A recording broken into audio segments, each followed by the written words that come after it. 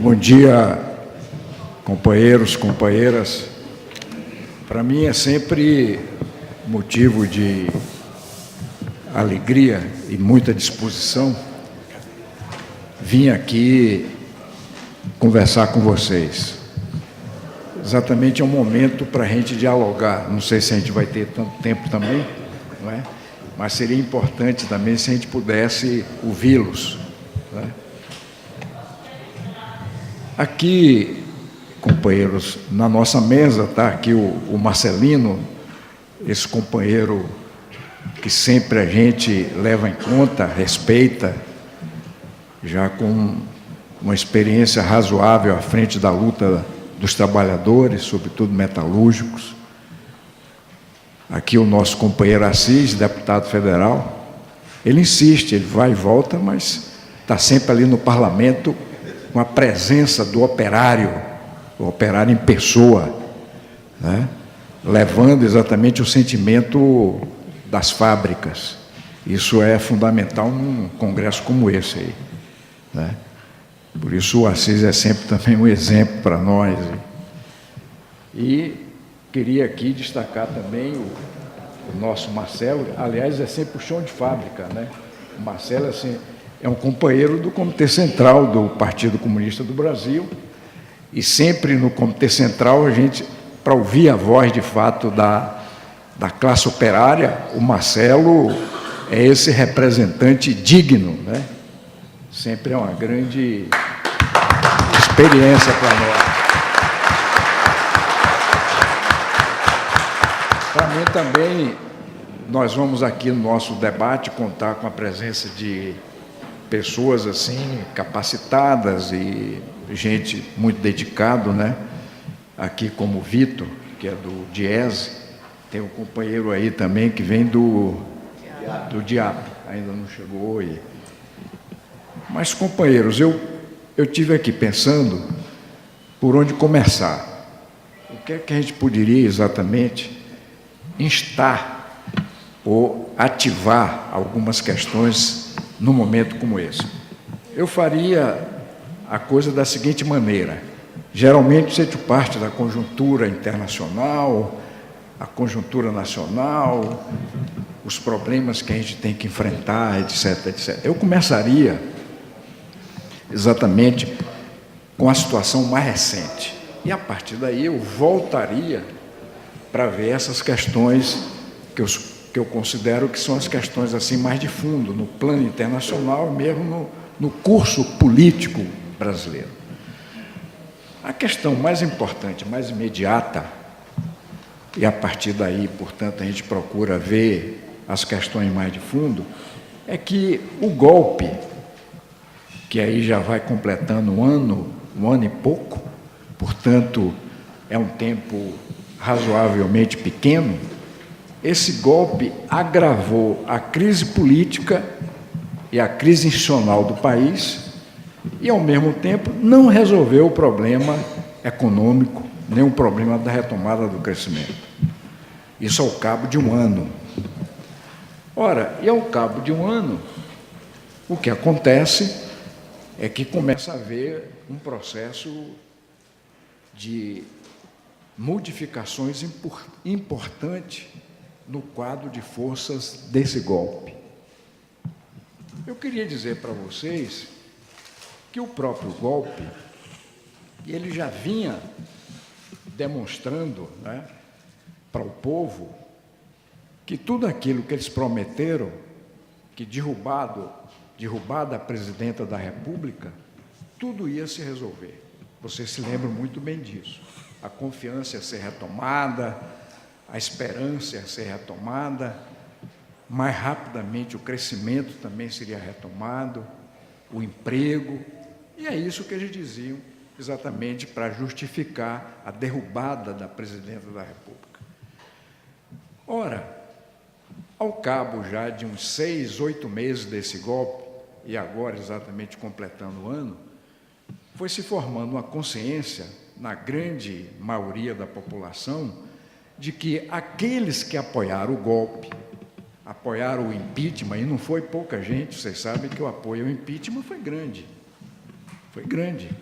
no seio da população.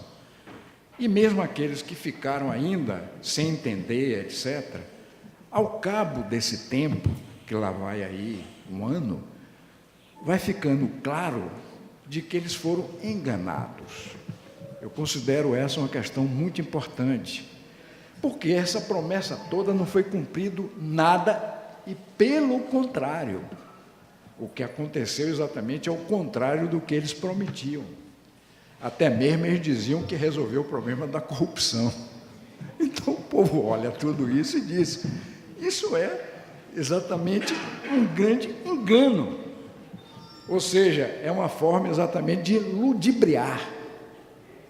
Então eu acho que esse é um caldo de cultura importante, um caldo de cultura importante no seio do povo, que a gente tem que levar em conta. Porque hoje, o povo, por que se coloca contra o governo Temer, a essa altura, eu não vou falar nem mais nas pesquisas, mas você vê o seguinte, é mais de 90% contrário a esse governo. Você é todo o povo, praticamente. Todo o povo. Todo o povo.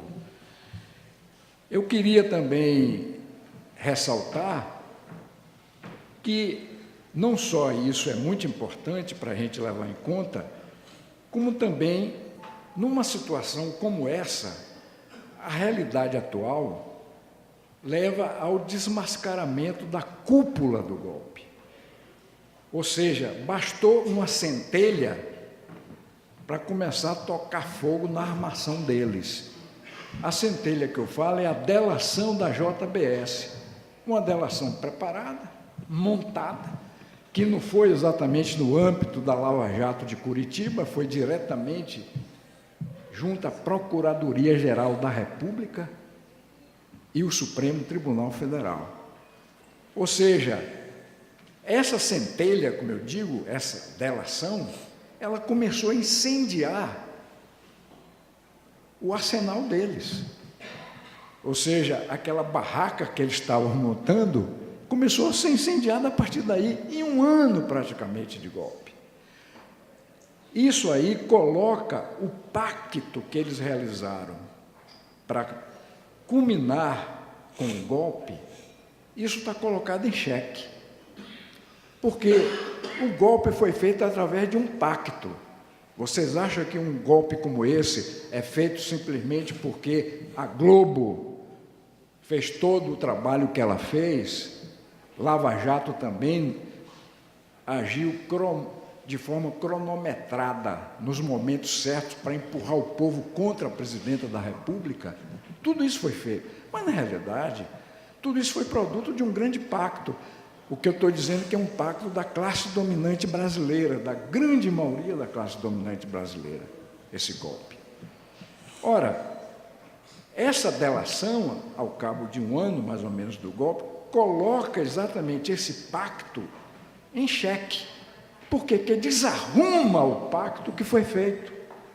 Não é por acaso que a Globo é que sai à frente, antes protegendo o próprio Temer, como vocês sabem, blindava o próprio Temer, e é eles que correm rapidamente para exatamente dizer o que é que o Temer estava fazendo na presidência da República. Transformou até o palácio dele, pessoal, em um centro, digamos assim, de organização criminosa. É gente levando dinheiro, trazendo dinheiro, é o homem da pasta, não sei o quê. Isso no próprio palácio, pô. O cara se sentia no pacto tão poderoso que nas barbas dele ele fazia tudo isso. Mostrava, portanto, além disso, atingiu o presidente do partido, que é o partido estrutural do golpe, junto com o PMDB, que é o PSDB, o presidente do PSDB, que é o Aécio Neves. Então, eles foram para cima exatamente dessa cabeça do pacto. Ora, isso desarruma, porque, ao mesmo tempo, você vê que São Paulo não se colocou exatamente com a mesma posição que a Globo se colocou. Os jornais de São Paulo não seguiram a mesma opinião, pelo contrário, procurou até defender Temer. A Folha de São Paulo procurou perito, não sei o quê, já 2 dias depois, para tentar enfrentar a questão. O Estado de São Paulo fazendo editoriais. O governador de São Paulo. Ou seja, de uma certa forma, tentando proteger ainda o Temer. São Paulo está sendo assim. Delfim Neto, que é uma pessoa importante aqui em São Paulo, a Fiesp, ainda procurando exatamente proteger o Temer. Porque eles dizem, pô, na hora que o Temer está começando a se aprumar, as reformas estavam sendo bem encaminhadas. Reparem bem, eles falam até que começou a haver uma retomada de crescimento, que isso aí exatamente eles exageram. Ora, nessa hora, se tira o Temer, nessa hora vai para cima do Temer, então você vê que alguma coisa aí não é tão simples. Por que isso? Isso então desorganiza o pacto deles, e outros ficam ainda achando que, porra, por que saiu o Temer? E, evidentemente, numa situação dessa, o Temer também apoia ainda, onde ele tem alguma força, por exemplo, no Congresso Nacional, ele comprou muita gente, se apoia muito nisso aí. Como também se apoia nessas pessoas que acham que isso tumultua mais o próprio pacto que foi feito. Então, ele manobra, ele tenta ganhar tempo, mas é um governo já desenganado, como se diz aí. Desenganado. Ele quer ganhar tempo. É como diante de uma situação de uma pessoa que é refém de uma situação, né? Ou seja, ele vive numa situação de rendição, então ele quer negociar a rendição, ele quer negociar melhores condições. Por isso mesmo, companheiros e companheiras, é uma questão que a gente tem que levar em conta, que isso leva a uma divisão na cúpula golpista. É um momento, evidentemente, que a gente deve aproveitar. A compreensão nossa é que sempre a gente deve aproveitar as divisões e as contradições no seio do inimigo. Ai daquele que pensa que o inimigo é compacto, é uma coisa só, tudo por igual. E pensar dessa maneira é um primarismo enorme. O PCdoB vai completar quase 100 anos de existência. Isso, para nós, é uma questão importante. Em toda luta, você não pode considerar o inimigo como compacto. O inimigo, você tem que explorar as contradições no seio dele, como eles fazem conosco. Explora contradições para nos dividir, e eles fazem isso muito bem, e a gente não compreende isso. E por que nós não fazemos isso com eles? A história está cheia desses exemplos, que eu não vou entrar aqui agora para não levar mais tempo. Por isso, companheiros, é importante, uma hora como essa, a gente aproveitar essa refrega entre eles. Por isso mesmo, que eles vivem hoje uma situação de tentar recompor o acordo deles. Eu acho que é uma situação, depois disso, que a gente está vivendo uma realidade de um certo vazio político no país. A nação está diante de um vazio político. Por quê? Porque eles estão procurando se reorganizar e nós estamos lutando também para buscar saída. É evidente que nesse vazio é ocupado temporariamente, por isso que a gente chama o partido da Lava Jato, o judiciário, que procura ocupar esses espaços vazios. Você passa a ter uma posição política predominante. Para recompor esse acordo, pessoal, o importante é a gente compreender que não é tão simples também para eles.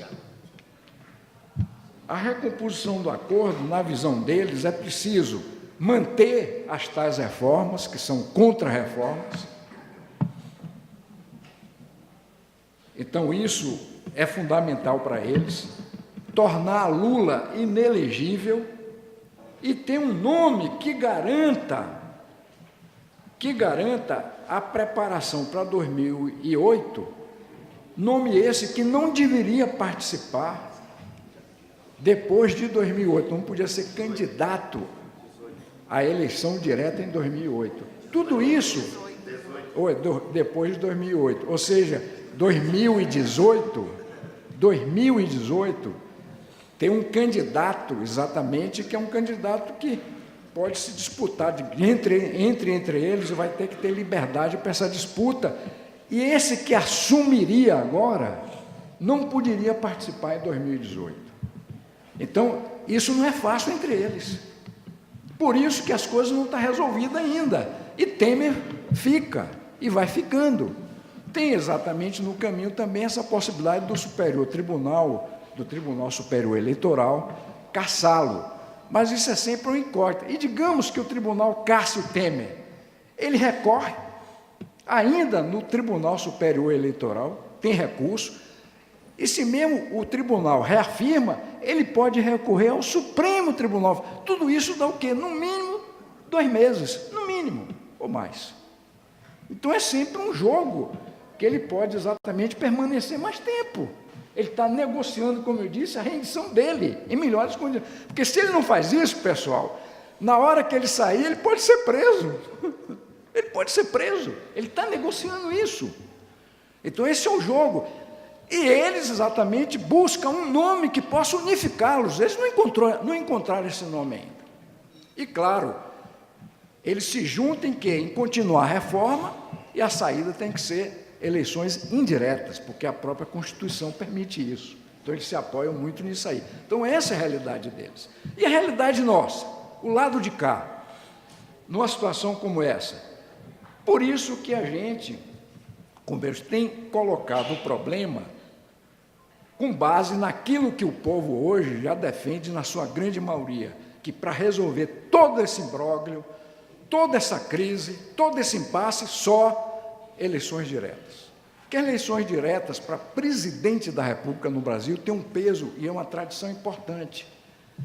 Eu acho que a eleição presidencial no Brasil é o momento, historicamente tem sido assim, de você apresentar um programa para o Brasil, um projeto para o Brasil. É onde se discute projetos nacionais.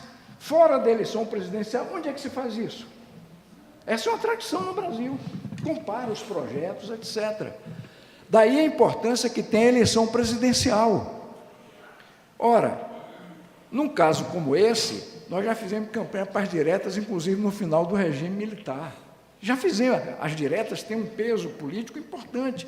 E hoje, mais de 80% quer eleição direta, porque sabe que a saída é essa.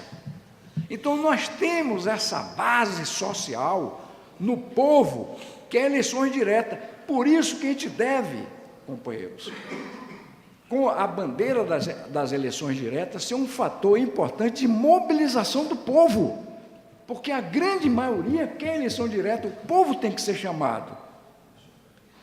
Essa é uma questão importante, portanto, que nós temos que exatamente considerar do nosso lado. Além do mais, companheiros, aqui entra complicações e dificuldades.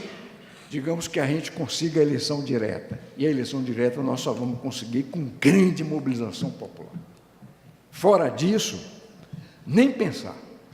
Agora, se o povo está querendo, então a gente tem que mobilizar. O que eu penso é o seguinte, pessoal, que a mobilização pelas diretas, a gente tem que ampliar muito isso. Trazer para defender as diretas não só a esquerda, não só o movimento social, mas gente da sociedade civil, que aí a gente dá força, como foi as diretas no final do regime militar. São setores democráticos, progressistas, que apareceram para defender. Então, nós temos que começar a fazer. Não pode ficar só entre nós a bandeira das diretas. Para ela ter mais força, tem que ser intelectuais, artistas, setores até da classe dominante que viu que é uma furada esse golpe, que é uma parte menor, mas tudo isso é importante para vir, setores jurídicos. Então, essa é a questão, nós temos que ampliar tudo isso. Daí essa ideia de ser uma campanha de sentido de uma frente ampla, que a gente congregue todas as forças interessadas em buscar uma saída para o país, ouvindo o povo, exercendo a soberania popular através do voto, que isso é que ganha. Então, esse é o nosso lado. Agora eu digo para vocês, aqui para concluir essa parte inicial, mas as eleições diretas, digamos que a gente consiga, você vai eleger um presidente da República com um mandato tampão, depois de uma eleição direta? 1 ano e pouco? Tem sentido um negócio desse? Aí os companheiros, as companheiras dizem o seguinte, não, tem que ser exatamente eleição direta, mas estabelecer um período de governo de 4 a 5 anos, alguns defendem até 5 anos.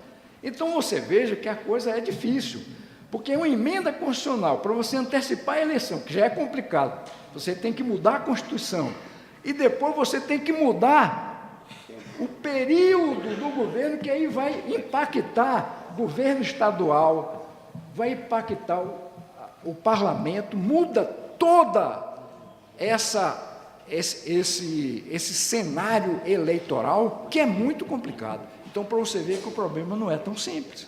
Olha como as coisas são complicadas. Então, eu queria levantar isso. Além disso, tem muita gente achando o seguinte, não, além de ser um mandato de 4, 5 anos, portanto, é uma emenda constitucional de maior repercussão, tem que ser eleições gerais, eleições de governadores, eleição para todo lado. Ou seja, eleição no parlamento, no Senado, na Câmara, etc, etc. Ora, se é tudo isso, pessoal, nós não vamos conseguir simplesmente, numa emenda constitucional, fazer essa mudança toda. Olha como as coisas são complicadas. Pelo menos a campanha presidencial, eu acho. Depois é que a gente vê essa questão da eleição do parlamento, governadores de estado, etc. Mas o primeiro grande passo é a eleição presidencial, penso assim. E mesmo para conseguir 4, 5 anos não vai ser fácil.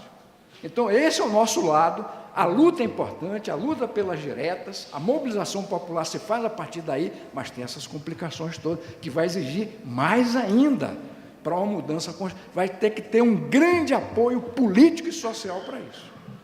Senão, o que vai prevalecer é a eleição indireta. E nessa eleição indireta, o que prevalece às vezes é uma simples continuidade entre eles. Aí a gente tem que entrar e explorar a divisão entre eles, a contradição entre eles, para que, no máximo, com mobilização popular, a gente tenha um candidato na indireta que a gente possa impor certas condições, paralisar as reformas, criar uma situação democrática, pelo menos para preparar só 2018. Se a gente consegue isso, quer dizer, criar essas condições, isso ajuda muito também a gente. Então, esse é um outro aspecto assim que eu queria levantar. Dito isso, companheiros, quais são os problemas assim que eu considero que são problemas de fundo para ter acontecido tudo isso no Brasil, chegar a esse golpe, e esse golpe que a essa altura eles próprios têm que se reorganizar novamente, retomar, e tudo isso só faz agravar a grande crise brasileira. Nós estamos vendo, portanto, uma grande crise. É que, na realidade, no mundo, muito rapidamente, nós compreendemos que o mundo tem tendências objetivas. A gente só pode analisar o mundo vendo quais são as tendências que prevalecem dentro do sistema internacional. Duas, basicamente, tendências são importantes no nosso modo de ver. Primeiro, uma crise do capitalismo, que já vem desde 2008, eles não conseguem ainda saída, certo? Essa é uma tendência. Eles não conseguiram ainda a saída da crise de 2008.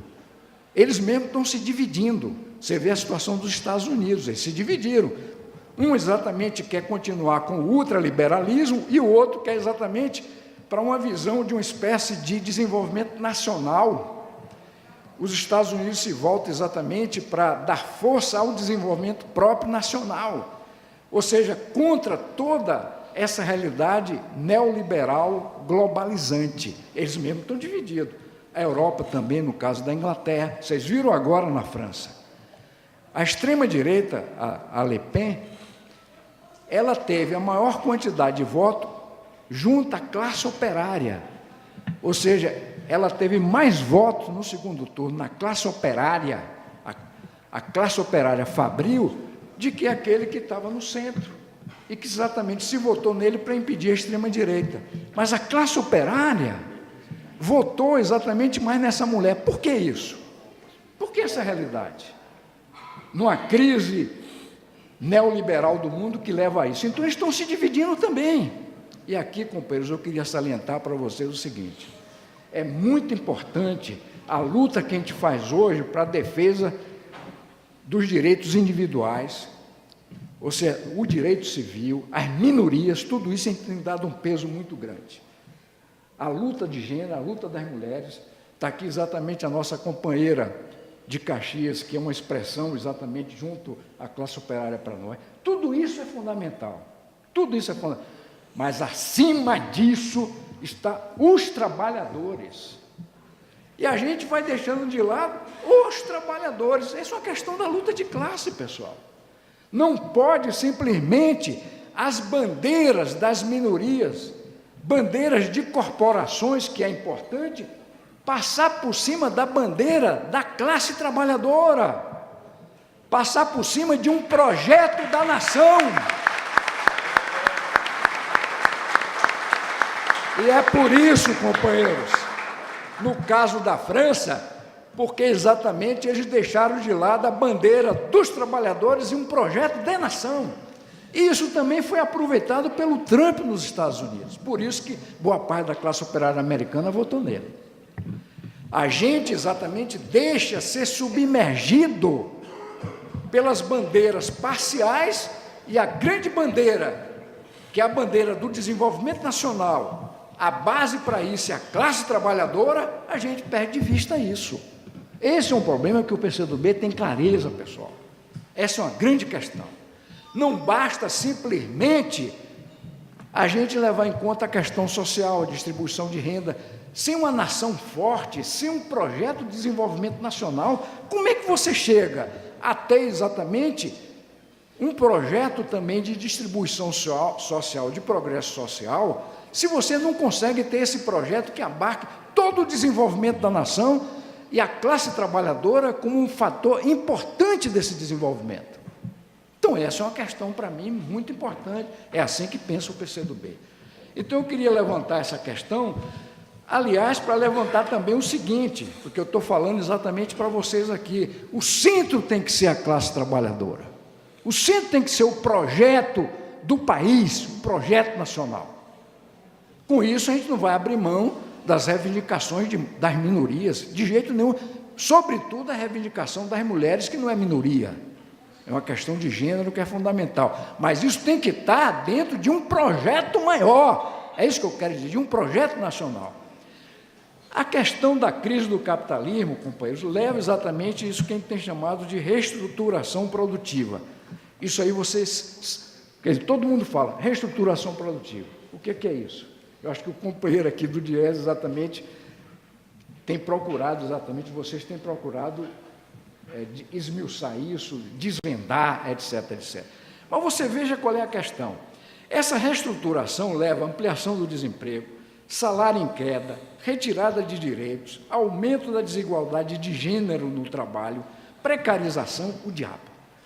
E eu pergunto para vocês, do ponto de vista industrial, nós estamos caminhando para o que eles chamam de quarta revolução industrial, ou o que eles têm dito indústria 4.0. É assim que a Alemanha tem tratado.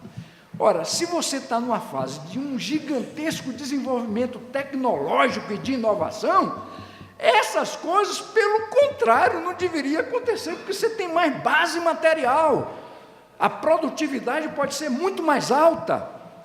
Ora, numa hora dessa, se você tem a possibilidade de uma produtividade maior e você explora mais ainda os trabalhadores, o ganho deles é muito maior. Daí a consequência da relação entre eles e a grande camada da população é que a desigualdade aumentou muito, a desigualdade já era maior, se tornou enorme essa desigualdade. E aí entra a questão, pessoal, que é a compreensão e a perspectiva do PCdoB. Com essas relações de produção capitalista, com esses princípios de distribuição do capitalismo, você pode ter o aumento tecnológico que for, base material que for, você não resolve o problema da classe operária. Porque é a hora da gente resolver o problema da classe operária de que maneira? Reduzindo drasticamente o tempo, a jornada de trabalho. Essa que é a grande questão. Esse que é o grande problema. Se você tem mais tecnologia, mais inovação, nunca o mundo teve uma tecnologia tão grande. Essa quarta revolução industrial, pessoal, o centro dela é a inteligência artificial e seus desdobramentos. Significa que os robôs vão ocupar o lugar dos humanos, até em trabalho que requer inteligência. Significa o quê? Que a classe trabalhadora vai ser mais bem formada, mais bem preparada, diminui, mas é quem garante a produtividade. Isso significa que a gente pode diminuir o tempo a jornada de trabalho para que mais gente trabalhe. E no sistema capitalista de distribuição de renda e relações de produção, ele não consegue fazer isso, pelo contrário, ele aprofunda mais a desigualdade. Daí a necessidade de um outro sistema econômico, político, social, outras relações de trabalho, que só o socialismo dá conta disso. Daí a importância, pessoal, do socialismo. Não é porque eu quero, não é um problema de vontade, é a realidade objetiva que leva a isso. Então, essa é uma questão assim que é importante a gente levar em conta. Então, isso dentro de um quadro mundial, essas são causas assim que eu procurei aqui, resumidamente, colocar para vocês. Mas o Brasil hoje vive numa situação, pessoal, que o golpe, com o golpe, através de um atalho, eles chegaram à seguinte conclusão: nós temos que correr para mudar a ordem que foi estabelecida, sobretudo nesses 13 anos de governo Lula e Dilma. Ou seja, o que eles fizeram foi correr para reverter a ordem, estabelecer uma nova ordem, com mudança da Constituição, com mudança estrutural. Por isso que eles estão fazendo isso numa rapidez enorme, mudando a Constituição. O Pacto Constitucional de 88, eles estão exatamente rasgando para montar uma ordem deles hoje, que é a ordem puramente, companheiros, da classe dominante brasileira, e nessa hora, nada para a maioria do povo, nada para os trabalhadores. Primeiro, eles têm que montar a ordem deles para nos submeter. É isso que está acontecendo, de forma muito resumida. E eles têm que correr, porque foi através de um atalho. Pela eleição, nunca eles iam fazer isso. Foi através do atalho. Eles começaram a destruir essas bases mínimas que foram montadas nesses 13 anos. Até mesmo a tentativa de um projeto nacional e de um projeto regional, de integração regional, eles estão destruindo. A tal austeridade estrutural, eles mudam a Constituição, a austeridade deles é exatamente aquilo que eles querem, com a ordem deles. Por isso que é uma mudança estrutural. Por isso mesmo, companheiros, é importante a gente compreender o que está em jogo. É uma luta de classe muito importante, é exatamente através de um atalho, eles quererem impor a ordem deles contra a ordem da maioria da nação e, sobretudo, contra os interesses dos trabalhadores. Os interesses dos trabalhadores, seus direitos vão sendo perdidos porque eles querem a ordem deles. A partir daí, a partir daí nós vamos ver o congelamento das despesas, as despesas fundamentais, as despesas básicas durante 20 anos, pessoal. O que é isso? É estabelecer uma ordem própria deles. O que é exatamente a reforma trabalhista? É acabar com toda a CLT, prevalecer só um negociado. No fundo, só prevalece um negociado. E a mudança, companheiros, da Previdência é uma mudança que eles querem fazer que prevaleça dentro da ordem e da visão deles durante pelo menos 50 anos. Daí a radicalidade dessa reforma. Que reformas da Previdência você pode fazer progressivamente, conforme a mudança, né, da perspectiva de vida, do perfil social, etc, etc. Você vai fazendo progressivamente. Eles querem fazer de vez para valer uns 50 anos. Daí está a intempestividade desse troço. Um absurdo. Eles chegaram exatamente, bom, vamos aproveitar. Nós conseguimos o golpe, foi um atalho, agora vamos aproveitar. É isso que está acontecendo. Numa linguagem bem simples, é isso. Os interesses é dele, a ordem é deles, e nós temos que nos submeter a tudo isso. Por isso, companheiros, essa é a questão do pós-golpe, daí a resistência é fundamental. E nós temos dito que a resistência, numa fase como essa, que nós fomos apeados do centro do governo, e que eles querem impor a ordem deles, é que a gente tem que buscar bandeiras amplas. Por isso que a gente diz que é necessário uma frente política ampla. Porque se a gente não junta força, não amplia as nossas forças, como é que nós vamos enfrentar isso? Nós fomos para a resistência. Antes, exatamente, nós tínhamos eleito sucessivamente 4 presidentes da República, uma vitória histórica, que ninguém imaginou isso, e perdemos isso.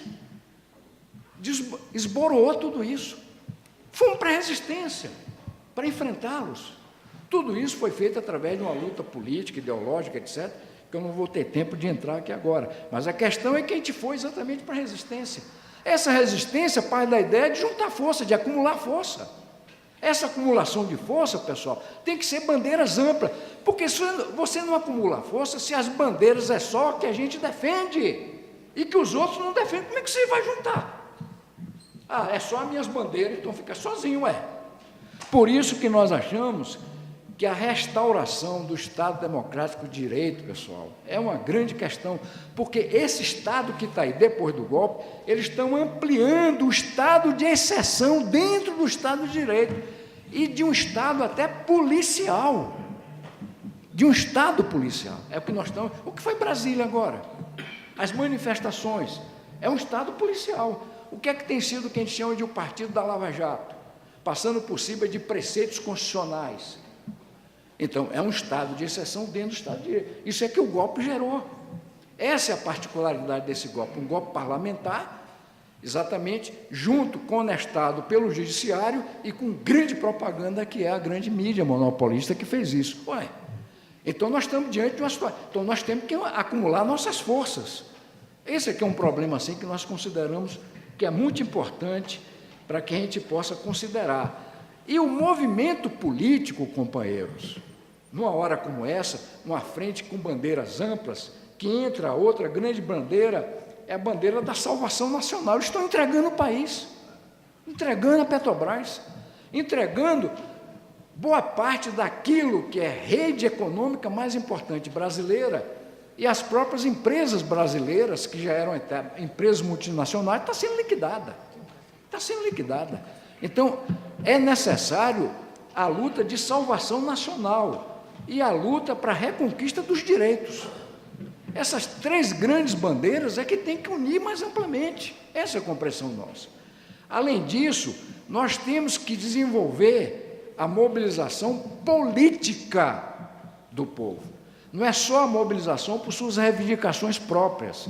Nós temos que transformar as reivindicações econômicas, as reivindicações de cada setor, em reivindicações políticas. Senão, a nossa força não vai existir. Para que a gente seja uma força motriz na mudança. A greve geral, esse foi um fato da mais alta, e a greve geral está dentro de uma visão de frente ampla, porque você veja, o Fórum das Centrais, o Fórum das Centrais entrou centrais de tudo quanto é tipo, de tudo quanto é ideologia, digamos assim, com o mesmo objetivo, que é barrar as reformas trabalhistas, a reforma da Previdência, etc. Olha aí, uma frente ampla aí, junto exatamente às camadas de trabalhadores.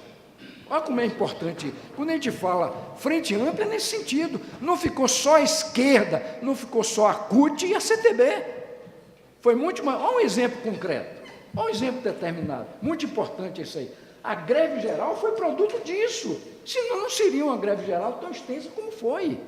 Olha aí, portanto, companheiro, essa ideia de ampliar força, de acumular força, isso é importante hoje na resistência.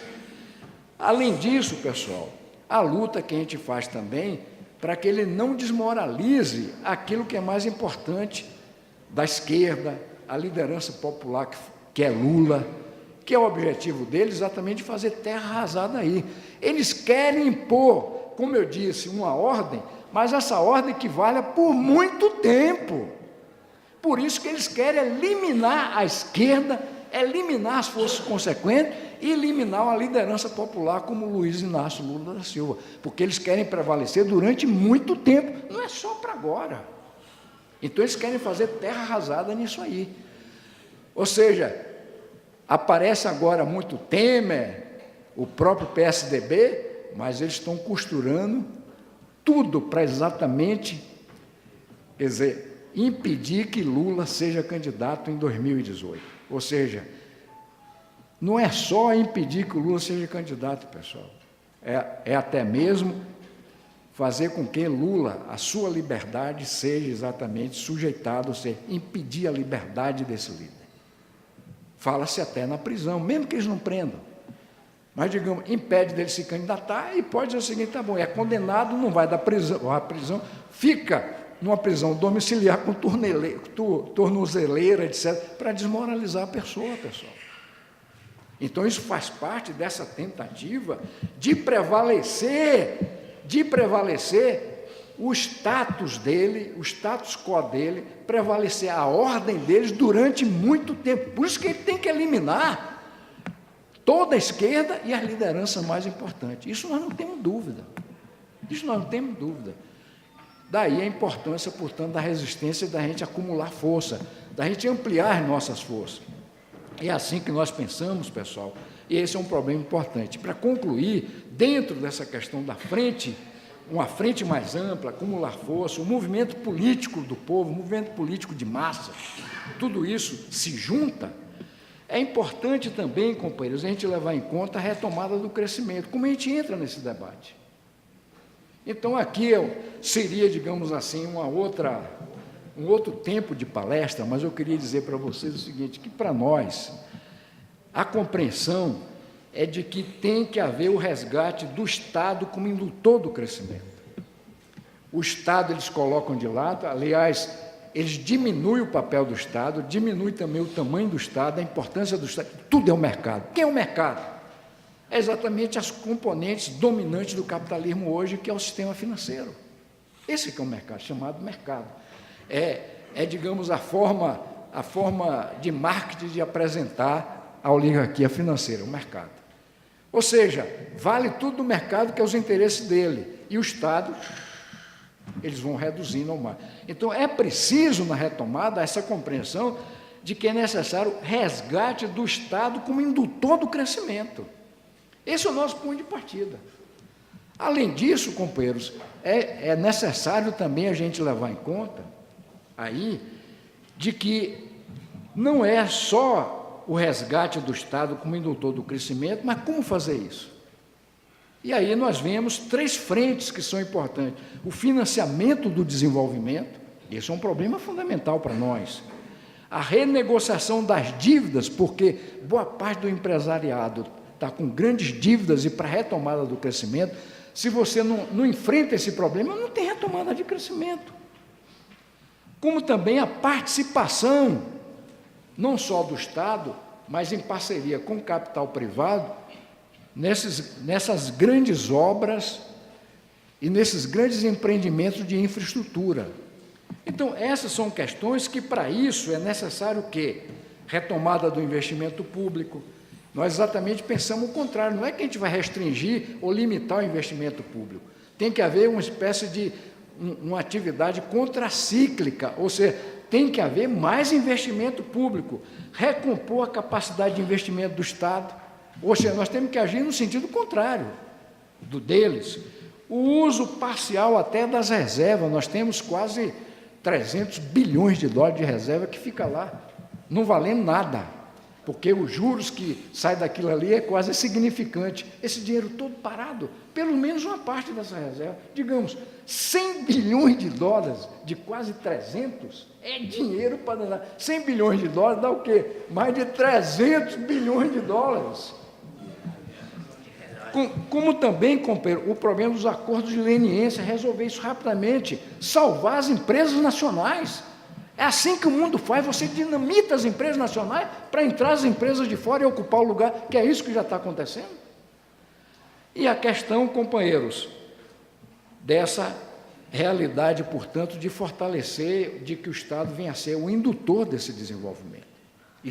Essa é a visão nossa, essa é a compreensão nossa, dito assim rapidamente. E na macroeconomia, que sim, 2 preços que são fundamentais, que é juros e câmbio, o Brasil, o período maior que nós estamos atravessando, pessoal, é de juros sobrevalorizado e de câmbio sobrevalorizado e juros altíssimos. Como é exatamente que a gente pode retomar desenvolvimento dessa maneira? Ou seja, não pode, nós temos que ter um juros no nível dos juros internacional, em termos reais. E temos que ter um câmbio competitivo, porque senão a indústria acaba, e é isso que aconteceu com o país. Ou seja, câmbio sobrevalorizado durante um período muito grande, lá vai para uns 30 anos, pessoal. Por isso que a indústria se enterrou. O que aconteceu com o Brasil, companheiro, nós retrocedemos. Aí entra também o período nosso. Por quê? Por que a indústria exatamente foi para o ralo? Porque com esse câmbio tão sobrevalorizado, a nossa indústria deixou de ser competitiva. Só para vocês terem uma ideia, meados de 1980, por volta de 84, 85, sabe qual era o perfil da exportação brasileira? 35% era, digamos assim, desses produtos básicos que a gente exportava. 72% eram produtos industriais. Hoje é tudo ao contrário. A indústria hoje não chega o quê? A 10%. Quer dizer, nós chegamos, para exportação, nós chegamos a exportar 72% de produtos industriais, pessoal. Então, houve uma regressão. O que é que prevaleceu, portanto? A gente voltar a ser exportador de matéria-prima e de commodities. Em termos de projeto nacional, isso é um retrocesso. Daí que nós temos que voltar a ter uma indústria possante, potente, porque sem indústria não tem aumento de produtividade, não vai ter qualidade de trabalho e nós não vamos poder diminuir também o próprio tempo de trabalho, a própria jornada de trabalho. A indústria é que permite, companheiros, o desenvolvimento nacional, a qualidade do trabalho e o bem-estar da nação. Sem isso, simplesmente apoiada no serviço, apoiado na agricultura, mesmo que seja uma agricultura avançada, isso exatamente não dá futuro à nação. Daí a importância que tem hoje para um projeto nacional de desenvolvimento, que é a perspectiva que defende o PCdoB, da gente voltar a ter uma indústria potente. Sem isso, nós não vamos adiante, pessoal. Daí está essa ideia de um projeto nacional de desenvolvimento em que a indústria tem esse papel fundamental. Nós não podemos voltar à situação em que o Brasil era simplesmente exportador de matéria-prima. Nós voltamos a isso, pessoal. O projeto nacional de desenvolvimento tem que ser o contrário, tem que ser uma indústria potente, pujante, que se aproxime da indústria 4.0. Esse que é o grande desafio nosso. Essa que é a grande questão. E isso é uma parte fundamental do que a gente pensa ser o Projeto Nacional de Desenvolvimento como perspectiva para o Brasil. Essa é outra questão também, que a gente tinha que ter tempo para desenvolver mais, mas entra aqui esse problema, que é um problema chave. Por isso mesmo, pessoal, para concluir, nós estamos diante de uma luta muito importante, uma luta de resistência. A unidade dessa luta entre nós é fundamental. É importante a gente juntar forças, a gente acumular força na resistência e juntar força. Isso que eu mencionei aqui. Por isso, eu acredito que com essa retomada do movimento de rua, o movimento de massas, a mobilização maior do povo, isso é uma força motriz muito grande para a luta política que nós temos que enfrentar. Sem isso, nós vamos ficar sempre com muita dificuldade, até para negociar. Digamos que a gente tenha que negociar até uma eleição direta de uma pessoa, aproveitando a dificuldade deles, ou a contradição entre eles, em pouca condição, barrar as reformas e preparar só a eleição de 2018. Digamos que a gente consiga uma coisa dessa. Sem mobilização popular, nem isso se consegue. Então, o fundo do problema está aí. Obrigado.